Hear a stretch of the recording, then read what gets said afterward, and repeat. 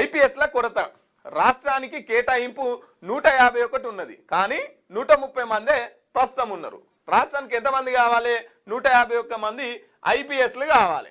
కానీ ఇప్పుడు ఉన్నది ఎంతమంది? 113 మంది. ఏది కొరత లేదు, అన్ని కొరత ఉన్నాయి రాష్ట్రంలో. మరి ఎందుకు భర్తీ చేయరు? ఐపీఎస్ల కొరతే, ఐఏఎస్ల కొరతే, టీచర్ల కొరతే, మంత్రుల కొరతే, ఆఖరికి మంత్రుల్లో కూడా కొరతే ఉన్నది. అన్ని కొరతే ఉన్నాయి. మరి ఎందుకు భర్తీ ఎత్తలేదు ఈ ప్రభుత్వం? 194కు పెంచాలని కేంద్రానికి రాష్ట్ర సర్కార్ ప్రతిపాదన. గత ఏడాది 6 రిటైర్మెంట్, ఈ ఏడాదిలో మరో 2.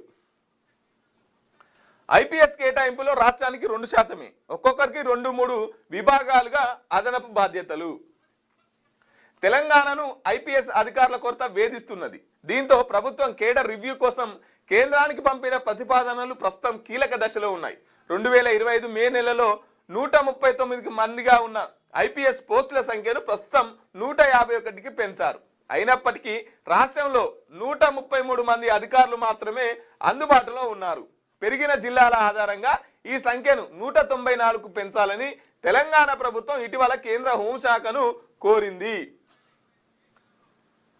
ఆ సంఖ్యను 151కి పెంచితే దీన్ని 194కు పెంచాలని చెప్పేసి కేంద్రాన్ని కోరిదట.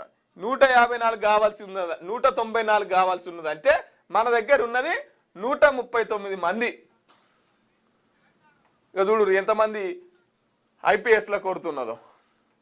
2025 మే నెలలో మొత్తం ఎంతమంది ఉన్నారంటే 139 మంది ఐపీఎస్లు మాత్రమే ఉన్నారు. మనకు యాక్చువల్లీ కావాల్సింది 194. చూడురి ఎంతమంది తక్కువ ఉన్నారో చూడురిగా.